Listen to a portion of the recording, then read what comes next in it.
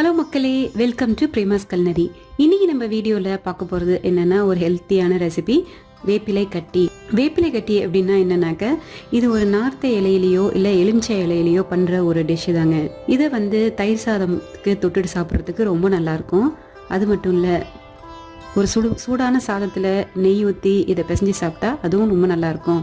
So இது ரொம்ப ஹெல்த்தியான டிஷ்ஷு. குயிக்காக வாங்க எப்படி பண்ணுறதுன்னு பார்த்துடலாம். நான் இன்றைக்கி இந்த வேப்பிலை கட்டி பண்ணுறதுக்காக நான் எலுமிச்சை இலை எடுத்திருக்கேங்க. அதாவது லைம் லீவ்ஸ் எடுத்திருக்கேன்.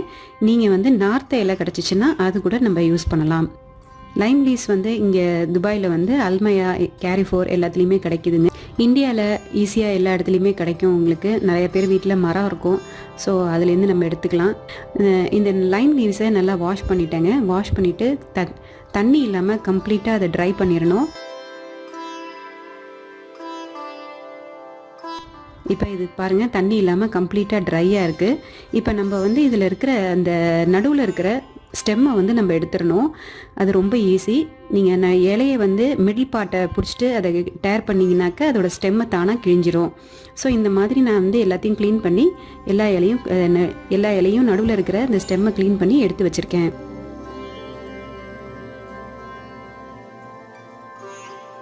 நான் இன்றைக்கி ஒரு 50 கிராம் லைம் லீவ்ஸ் எடுத்திருக்கேன். அதே மாதிரி ஈக்குவலாக 50 கிராம் கருவேப்பிலையும் எடுத்து வச்சுருக்கேன். கருவேப்பிலையும் வாஷ் பண்ணி க்ளீன் பண்ணி அதே மாதிரி ரெண்டும் ட்ரையாக நம்ம எடுத்து வச்சுக்கலாம்.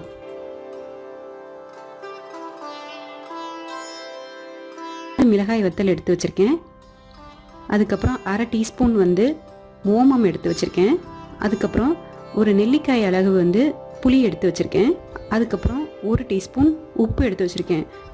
2 பெருங்காயம் கட்டி எடுத்து வச்சுருக்கேன். நீங்கள் கொஞ்சமாக பெருங்காயத்தூள் கூட சேர்த்துக்கலாம். ஃபஸ்ட்டு இந்த மிளகாயெல்லாம் நம்ம மிக்சி ஜாரில் சேர்த்துடலாம். அதை நல்லா பவுடர் பண்ணிடலாம். பவுடர் ரெடி ஆயிடுச்சு. இதை ஒரு தட்டில் மாற்றி எடுத்து வச்சிடலாம்.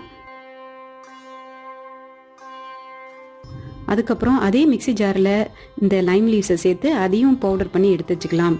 ஸோ அதை அரைச்சாச்சுங்க. இதை நல்லா மிக்ஸ் பண்ணி விட்டுட்டு சின்ன சின்ன உருண்டையாக உருட்டி எடுத்து வச்சுக்கலாம்.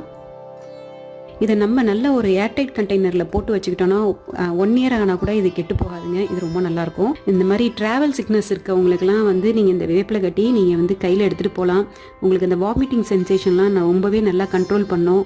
அதே மாதிரி இந்த ப்ரெக்னென்சி டைமில் கூட இந்த வாமிட்டிங் வருது இல்லையா, அதுக்கெல்லாம் கூட இந்த வேப்பிலை கட்டி ரொம்ப நல்லாயிருக்கும். இந்த ரெசிபி உங்களுக்கு பிடிச்சிருந்துச்சுன்னா லைக் பண்ணுங்கள், ஷேர் பண்ணுங்கள், சேனல் சப்ஸ்கிரைப் பண்ணுங்கள், அப்புறம் இன்ஸ்டாகிராமில் ஃபாலோ பண்ணுங்கள்.